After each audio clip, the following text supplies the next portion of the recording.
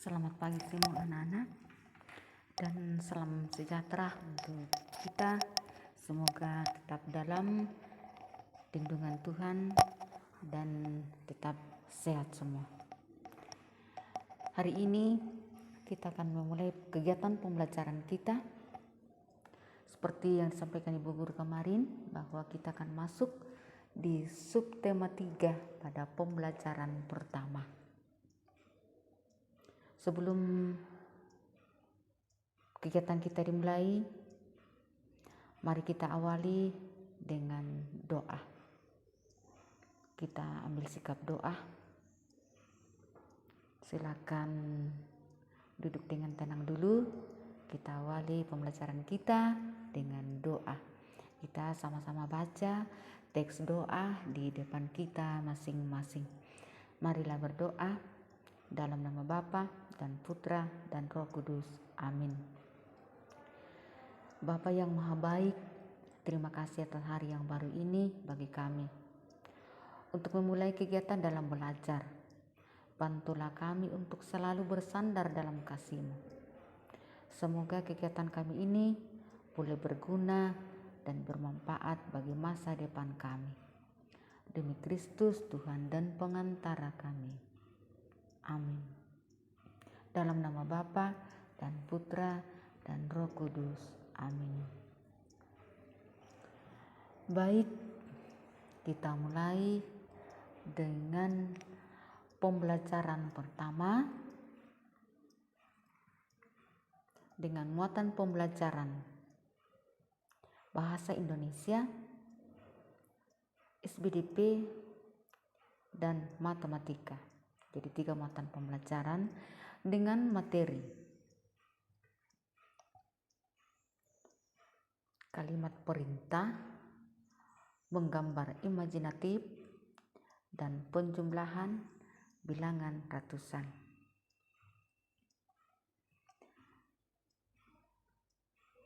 Tentu kita tahu juga bahwa pada subtema ketiga ini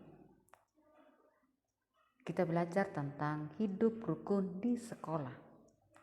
Seperti pada gambar di depan kita, di layar kita. Kegiatan dari 5 gambar ini adalah gambar yang terjadi di sekolah. Untuk sekarang anak-anak kita belum bisa melaksanakan kegiatan seperti pada gambar. Tetapi mari kita mengamati gambar-gambar yang ada di depan kita. Seperti pada gambar pertama. Betapa rindunya kita mau bertemu dengan teman-teman untuk belajar bersama, untuk duduk, belajar bersama, berdiskusi, saling berbagi untuk menciptakan suasana rukun di sekolah. Gambar yang kedua, kerjasama untuk membersihkan ruang kelasnya. Tentu kerjasama itu menciptakan kerukunan di sekolah. Yang ketiga, yaitu kejadian di luar sekolah menyiram bunga, saling membantu karena adanya kerukunan. Dan gambar yang keempat adalah makan bersama di luar sekolah saat istirahat. Dan yang terakhir yaitu sama-sama berbagi tugas untuk membersihkan ruang kelas juga. Semoga dengan contoh-contoh gambar yang mengisahkan atau menampilkan kerukunan yang terjadi di sekolah, di hari yang akan datang kita juga boleh melaksanakan seperti yang ada pada gambar. Betapa senangnya belajar bersama, bekerja bersama, bermain bersama di sekolah. Jadi kita berdoa bersama supaya di hari akan datang kita boleh juga menikmati seperti yang ada pada gambar di depan kita masing-masing. Baik,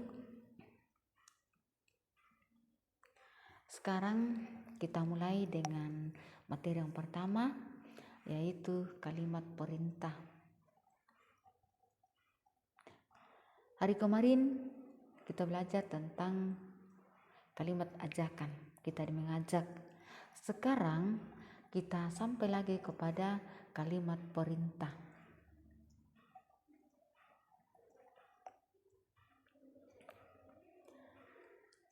Sebelum kita melihat contoh-contoh yang namanya kalimat perintah, terlebih dahulu kita akan mengetahui atau memahami apa yang disebut dengan kalimat perintah. Kita baca bersama-sama. Kalimat perintah adalah ungkapan yang isinya menyuruh orang lain untuk melakukan sesuatu yang kita kehendaki. Sekali lagi kita baca bersama. Kalimat perintah adalah ungkapan yang isinya menyuruh orang lain untuk melakukan sesuatu yang kita kehendaki. Jadi itu yang disebut kalimat perintah. Tentu dalam kalimat perintah ada ciri-cirinya. Misalnya kita lihat di sini ciri-ciri kalimat perintah. Misalnya menggunakan kata perintah seperti jangan atau tolong. Kalau ada kata jangan atau tolong berarti itu salah satu ciri-ciri kalimat perintah. Yang kedua, diakhiri dengan tanda baca, tanda seru. Yang dalam kurung itu garis di bawahnya ada titik, itu disebut tanda baca, tanda seru. Jadi kalau ada sebuah kalimat yang diakhiri dengan tanda seru, berarti itu merupakan ciri-ciri dari kalimat perintah. Yang ciri yang ketiga yaitu memuat kata la atau kan. La atau kan. Nah, dari ketiga ciri tersebut dalam kalimat perintah, kita bisa menunjukkan atau melihat atau menentukan bahwa kalimat tersebut merupakan kalimat perintah.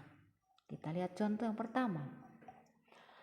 Tolong antarkan surat ini kepada ibu guru. Ketiga ciri-ciri kalimat perintah di atas, yaitu pertama di atas menggunakan kata jangan atau tolong. Lalu pada kalimat pertama ada kata tolong, meminta secara sopan. Yang kedua, ciri yang kedua menggunakan tanda seru. Kita lihat, tolong antarkan surat ini kepada ibu guru. Pada akhir kalimat ditulis atau tercantum tanda baca seru. Kita lihat ciri yang ketiga, memuat kata lah atau kan. Pada contoh pertama ada kata antarkan. Nah, kalimat ini anak-anak merupakan contoh kalimat perintah karena ciri-ciri dari kalimat perintah ada tercantum atau ada tertera pada contoh kalimat pertama. Lalu contoh yang kedua, buanglah sampah itu. Ada di situ memuat kata lah dan pada akhir kalimat diakhiri dengan tanda seru. Itu contoh yang kedua. Sekarang kita pindah kepada contoh atau kalimat yang ketiga.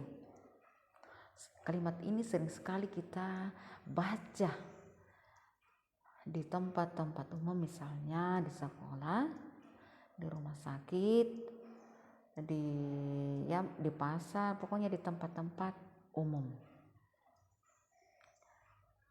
Kalimat ini berbunyi, buanglah sampah pada tempatnya. Nah, kalau tadi Bu Guru mengatakan bahwa di tempat umum, berarti kalimat yang ada di tempat umum itu menyuruh kita untuk menjaga kebersihan, untuk selalu membuang sampah pada tempatnya, yaitu tempat sampah. Jadi,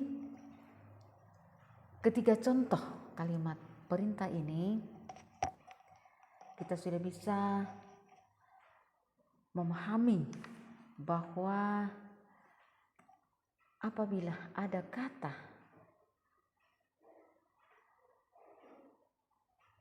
atau kalimat yang menggunakan kata jangan atau tolong, yang diakhiri dengan tanda seru dan memuat kata lah atau kan, itu merupakan kalimat perintah. Semoga anak-anak bisa menyimak arti daripada kalimat perintah dan ciri-ciri kalimat perintah, bahkan bisa nantinya menulis contoh-contoh kalimat perintah. Sekarang kita buka buku paket halaman 58, percakapan Ibu Guru dengan Nina dan teman-teman di kelas. Yang kita mau lihat dalam percakapan adalah kalimat perintah yang terdapat pada percakapan di atas adalah, ya, kita lihat mulai dari gambar pertama. Masuklah ke kelas dengan tertib anak-anak. Yang ada ciri-cirinya muat kata lah, ada pada akhir kalimat tertera atau tercantum tanda seru. Sekarang kita lihat gambar yang kedua. Ya. Kalimat perintah yang terdapat dalam percakapan antara anak-anak atau Nina dan Ibu Guru, yaitu tutuplah kembali pintu kelas. Di situ juga ada memuat kata lah dan pada akhir kalimat ditulis tanda seru.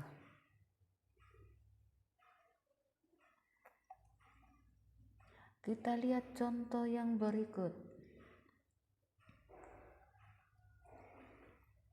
Itu gambar yang ketiga. Duduklah di bangku kalian masing-masing. Itu juga merupakan contoh kalimat perintah. Gambar yang keempat. Angkatlah tangan kalian jika namanya Ibu Guru panggil, ya. Itu juga merupakan contoh kalimat perintah. Kita lihat buku teks halaman 58, kita baca sama-sama. Perhatikan suasana di kelas Nina pagi ini. Bacalah percakapan berikut dengan teliti. Nah, percakapannya ada di situ pada gambar di slide kita. Sekarang kita lihat di bawah. Pada percakapan di atas terdapat kalimat perintah yang sudah ditulis pada samping gambar di layar HP Anda masing-masing. Kalimat perintah isinya memerintah atau menyuruh orang lain melakukan sesuatu. Jika ditulis, kalimat perintah diakhiri dengan tanda seru. Sebutkan kalimat perintah pada percakapan di atas. Kalimat perintah apakah yang diucapkan orang tuamu sebelum kamu berangkat ke sekolah? Nah, walaupun kita tidak berangkat ke sekolah anak-anak untuk saat sekarang ini, tetapi di rumah tentu orang tua selalu juga mengungkapkan kalimat perintah kepada kita. Walaupun kita tidak ke sekolah, tetapi orang tua di rumah sekarang bertambah jabatannya sebagai pendamping atau guru di rumah. Tentu orang tua itu menyuruh kita untuk selalu belajar. Itu merupakan contoh kalimat perintah juga. Dan mungkin selama ini kita belum mengerti bahwa orang tua selalu menyuruh kita untuk belajar. kalimat yang diungkapkan orang tua kita setiap hari, bahkan setiap saat, bila menyuruh kita, bila meminta kita melakukan sesuatu, itu adalah contoh kalimat perintah. Anak-anak sekalian, setiap hari ibu guru mengirim kalimat perintah kepada kalian. Di mana kira-kira kalimat perintah itu? Adalah di tugas. Selalu ada, setiap saat ada.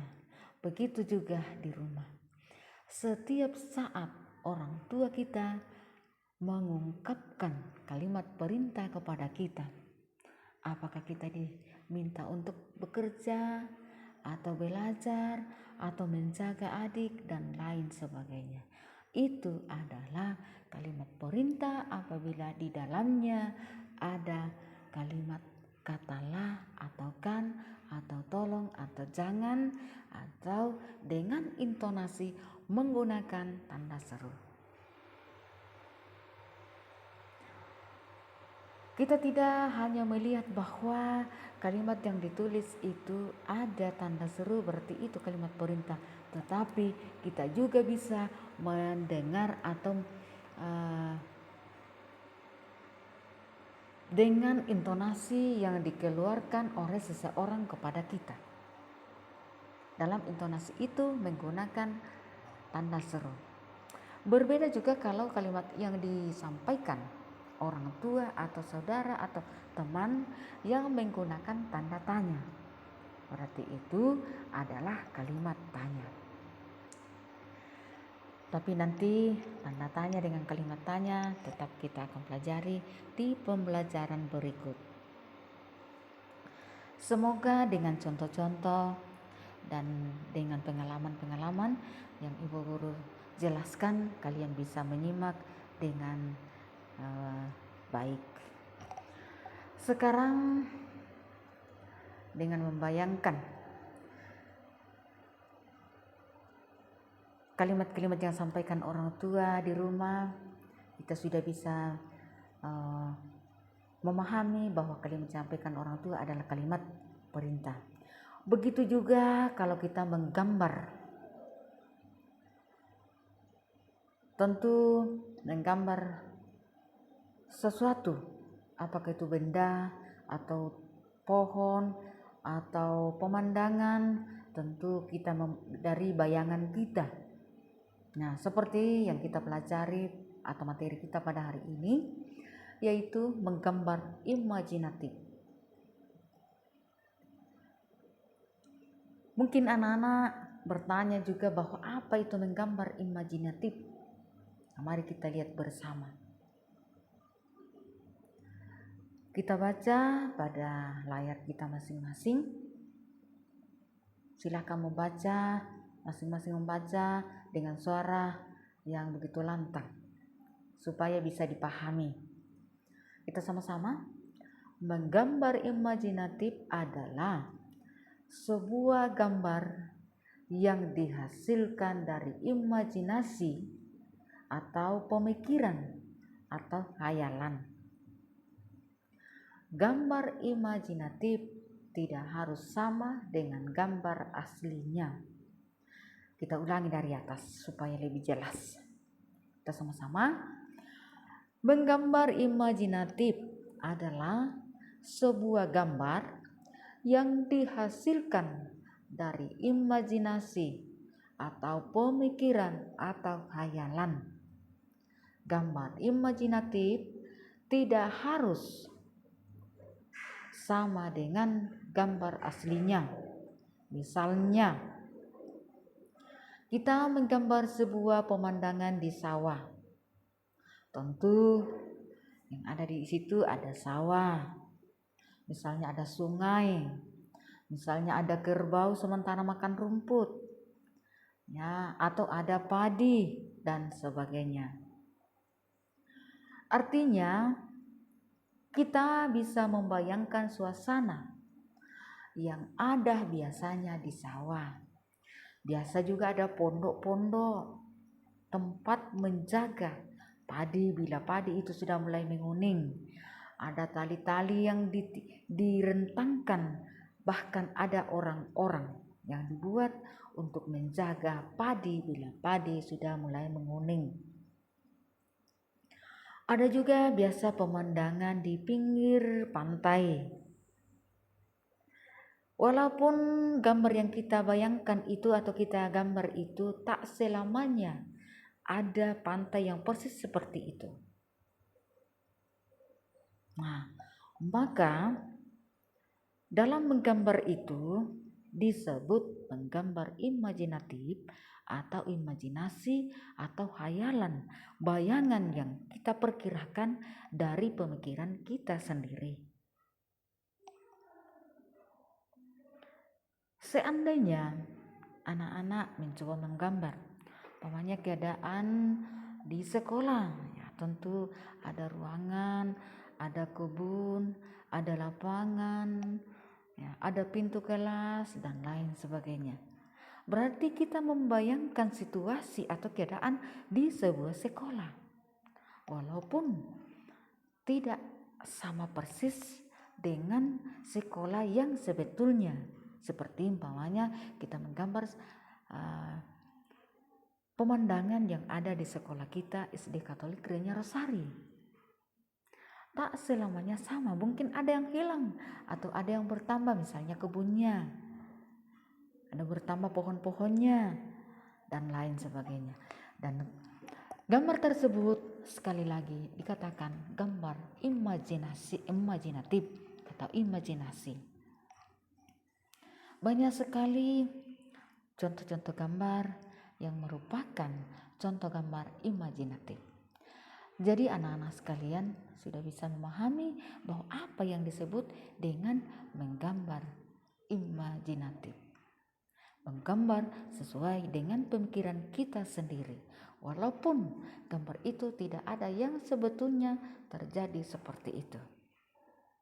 Semoga anak-anak sekalian senantiasa bisa mengerti dengan penjelasan Ibu Guru. Berikut, dalam menggambar anak-anak,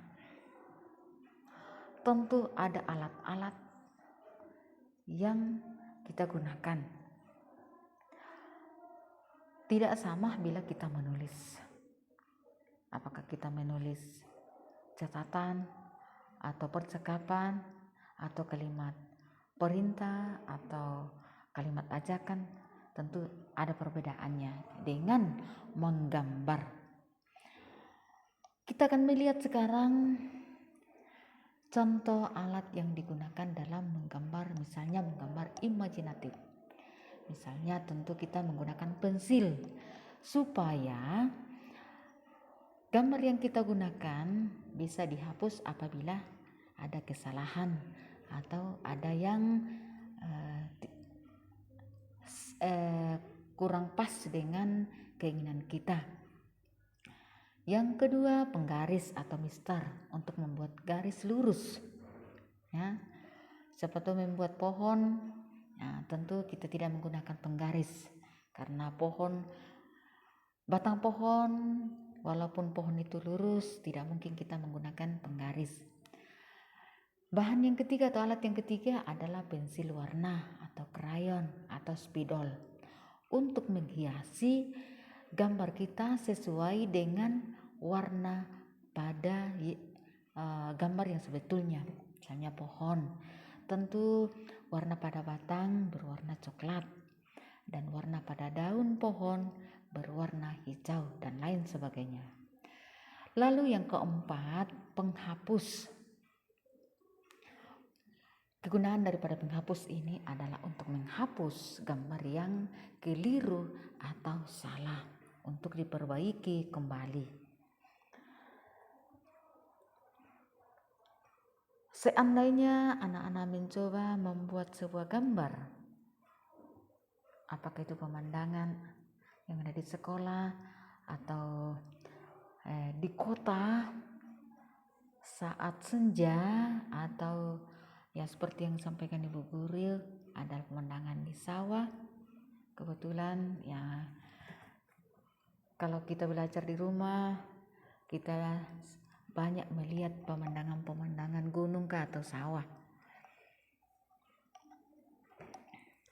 Semoga dengan penjelasan Ibu Guru pada materi yang kedua bisa disimak dengan baik. Dari penjelasan Ibu Guru, dari beberapa materi yang disampaikan, tentu kita sudah menghitung-hitung jumlahnya dan kita sudah sampai pada materi yang ketiga dengan cara kita menghitung jumlah materi yang kita pelajari pada saat sekarang ini. Maka dengan itu anak-anak sekalian, sekarang kita juga belajar tentang menghitung penjumlahan bilangan ratusan.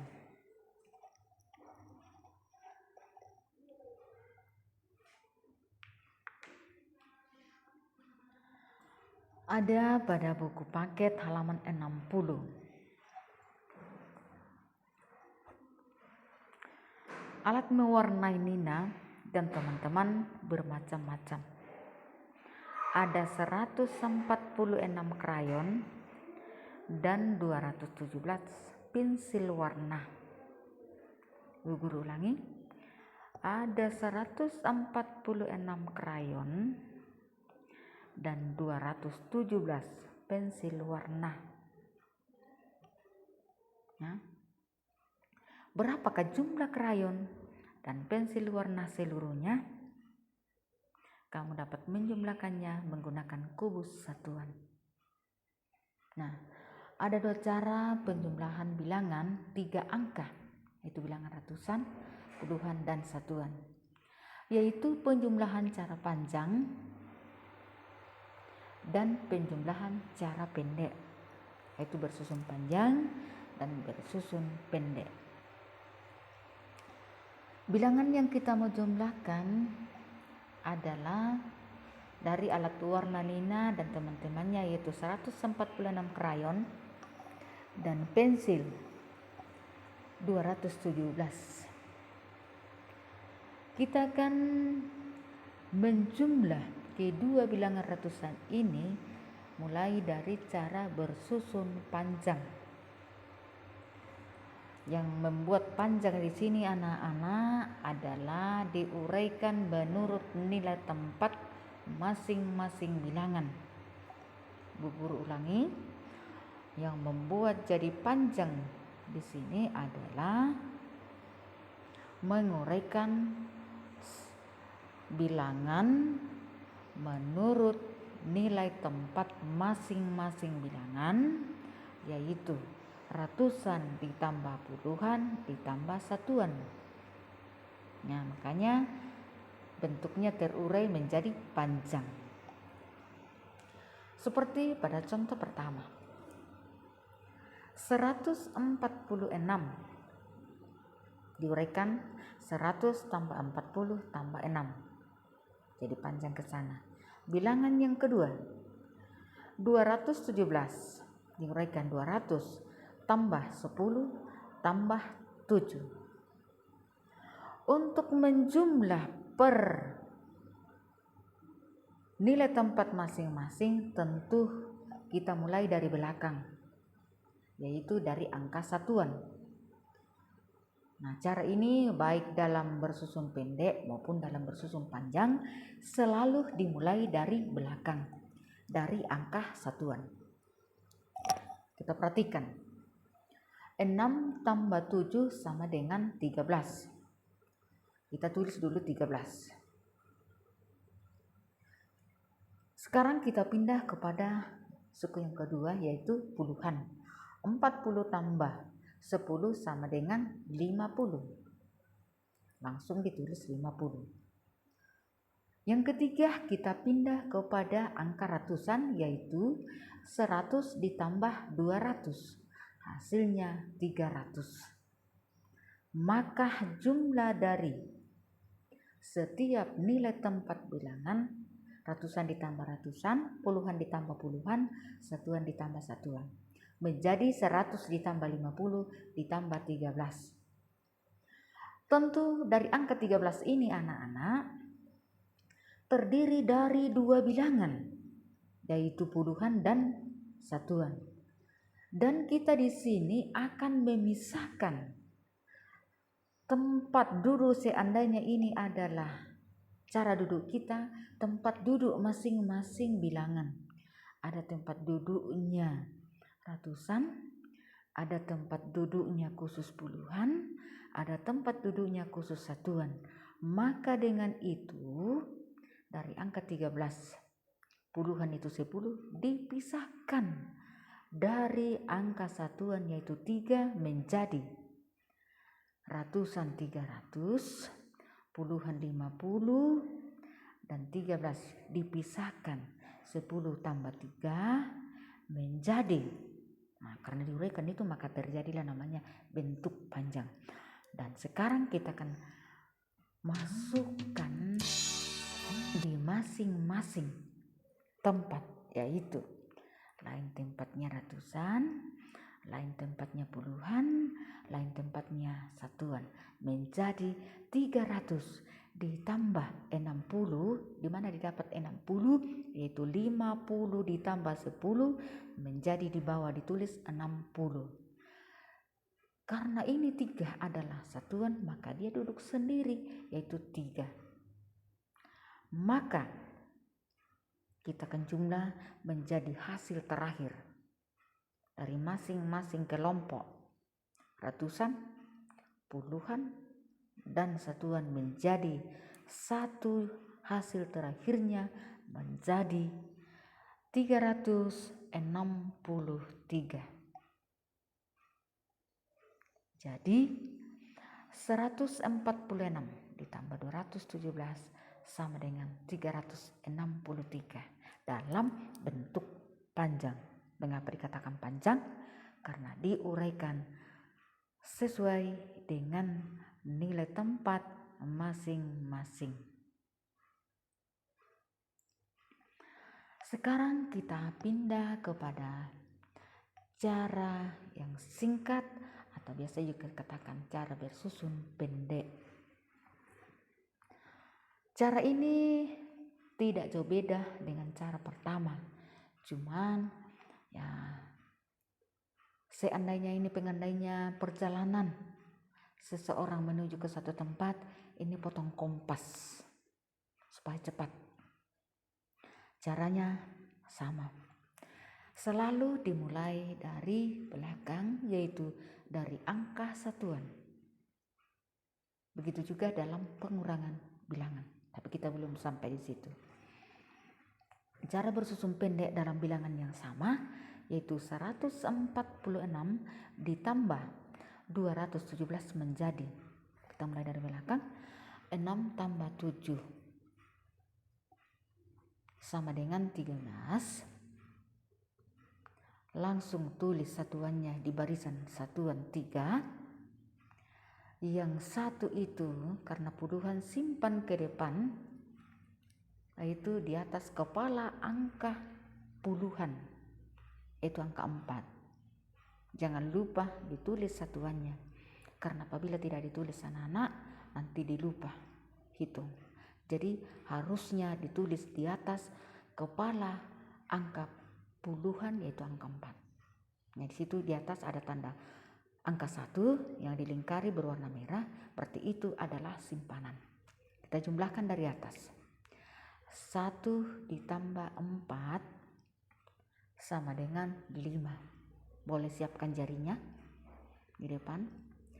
5 ditambah 1 sama dengan 6. Tulis di bawah 6. Nah, yang ketiga kita tidak simpan karena tidak cukup 10. 1 ditambah 2 sama dengan 3. Menjadi 363. Maka kedua cara ini anak-anak menghasilkan nilai yang sama atau jumlah yang sama.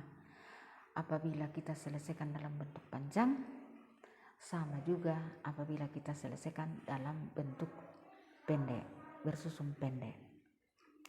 Tadi Ibu Guru mengatakan, seandainya ini perjalanan seseorang, yaitu dengan cara potong kompas, mempercepat, tapi tujuan yang sama, tempat yang sama. Nah, yang kedua, pada cara bersusun pendek, ada tadi kita simpan. Kita harus mengetahui dan memahami anak-anak sekalian bahwa kapan kita menyimpan bilangan. Bilangan disimpan apabila hasil penjumlahannya lebih dari 10. Jadi sudah mulai 10, 11, 12 dan seterusnya. Itu disimpan. Yang disimpan adalah angka puluhannya. Nah, kalau seumpama bilangan yang terakhir kita jumlahkan lalu lebih dari 10, ya misalnya angka ratusan seperti tadi, kita jumlahkan lalu hasilnya lebih dari 10, kita tidak simpan lagi. Mengapa? Karena tidak ada lagi bilangan ke depan untuk tempat menyimpan. Jadi kita langsung tulis. Berbeda yang tadi, kita simpan karena masih ada bilangan ke depan. Kalau sudah tidak ada bilangan ke depan berarti kita tidak menyimpan. Bila bilangan lebih dari 10 bila dijumlahkan. Semoga anak-anak sekalian di rumah bisa memahami dan menyimak penjelasan Ibu Guru. Contoh lain dalam penjumlahan. Kita lihat. Di sini cara bersusun panjang. Sama tadi, bentuknya lagi lain. Langsung. Yang kedua, cara bersusun pendek tanpa teknik menyimpan. Ya, langsung. Ini cepat karena tidak ada simpanan. Yang ketiga, cara bersusun pendek dengan teknik menyimpan. Kita lihat mulai dari cara bersusun panjang. Contoh, 353 ditambah 431. Kita langsung uraikan ratusan, puluhan, dan satuan. 300 tambah 50 tambah 3. 400 tambah 30 tambah 1. Kita jumlahkan. Satuan tambah satuan. 3 tambah 1 sama dengan 4. Yang ada di bawah. Sekarang kita pindah kepada puluhan. 50 tambah 30 sama dengan 80. Sekarang ratusan. 300 tambah 400 sama dengan 700. Karena bilangan itu tidak ada disimpan, semuanya langsung pada nilai tempat ratusan, puluhan, dan satuan, maka kita tinggal jumlahkan dengan hasil 784. Sekarang kita pindah kepada cara bersusun pendek tanpa teknik menyimpan. Seperti pada contoh yang kedua tadi, kita lihat 2 tambah 2 sama dengan 4. 3 tambah 0 sama dengan 3. 2 tambah 1 sama dengan 3. Hasilnya adalah 334. Yang ketiga atau cara yang ketiga, cara bersusun pendek dengan teknik menyimpan. Kita mulai hitung dari belakang, yaitu dari barisan angka satuan. Selalu diingat itu anak-anak. Yaitu 7 tambah 5 sama dengan 12. Karena ada disimpan, karena bilangan lebih dari 10, maka kita tulis satuannya 2, simpan 1 di atas kepala angka puluhan, yaitu 1. Jadi 1 tambah 1 sama dengan 2. 2 tambah 2 sama dengan 4. Ya, bisa juga langsung 1 tambah 1 tambah 2 sama dengan 4. Seperti contoh pada layar. Lalu yang ketiga, 3 tambah 5 sama dengan 8. Menjadi 842. Dari beberapa contoh yang Bu Guru sudah tayangkan di depan kita, semoga anak-anak bisa memahami, bisa menyimak penjelasan Ibu Guru. Sedikit Ibu Guru tambahkan dalam hal menjumlah, supaya lebih praktis atau lebih cepat menjumlah. Ya, ada sedikit cara Ibu Guru sampaikan bahwa apabila bilangan itu besar, umpamanya 25 ditambah 5. Ya, caranya anak-anak supaya cepat, 25 itu karena bilangan besar kita simpan di kepala. Sudah ada di kepala 25. Terus angka 5-nya itu ada di jari di tangan kita sebelah. Langsung disambung, dihitung dari kepala. 25 sudah ada di kepala, langsung sambung, hitung di jari 26, 27, 28, 29, 30. Tidak usah lagi cari kalkulator, supaya kita belajar dengan kalkulator yang ada di kepala kita. Jadi sekali lagi, bilangan yang paling besar disimpan di kepala, yang kecil ada di tangan, langsung disambung, dihitung supaya cepat. Semoga dengan cara ini sangat bermanfaat kepada anak-anak sekalian di rumah. Dengan demikian, penjelasan Ibu Guru sampai di sini dalam 3 materi atau 3 muatan pembelajaran. Untuk itu, mari kita mencoba untuk melihat sejauh mana pemahaman kita lewat penjelasan Ibu Guru pada hari ini. Ada tugas Ibu Guru kirim 3 nomor, yaitu melengkapi kalimat dengan kata-kata yang tepat. Pilih jawaban dari kotak yang disediakan untuk melengkapi kalimat tersebut. Yang kedua, tentukan hasil penjumlahan berikut dengan cara bersusun panjang. Ada 2 nomor. Dan yang ketiga, tentukan hasil penjumlahan berikut dengan cara bersusun pendek. Ya, ada 2 cara, bersusun panjang dengan bersusun pendek. Dan untuk praktek pada SBDP, yaitu menggambar imajinatif, ya, Ibu Guru menyuruh untuk menggambar sebuah pemandangan bebas sesuai dengan kreasi Anda masing-masing. Apakah itu pemandangan dari sawah atau pemandangan sebuah pemukiman atau kota dan lain sebagainya, silakan. Kreasi sendiri, beri warna yang sesuai. Nanti gambarnya difoto, kirim di Ibu Guru. Jangan lupa tulis namanya di atas dengan nomor urut masing-masing. Nomor urut absen. Nah, setelah itu nama. Kelasnya kan kita sudah tahu bahwa kelas 2B. Semoga demikian dan selamat bekerja, selamat mencoba sejauh mana anak-anak bisa menyimak dengan baik. Jangan lupa menulis dengan tulisan tegak bersambung sesuai dengan contoh-contoh yang sudah dikirim Ibu Guru. Dengan demikian, mari kita bersama-sama menutup kegiatan pembelajaran kita dengan doa. Silakan ambil sikap doa.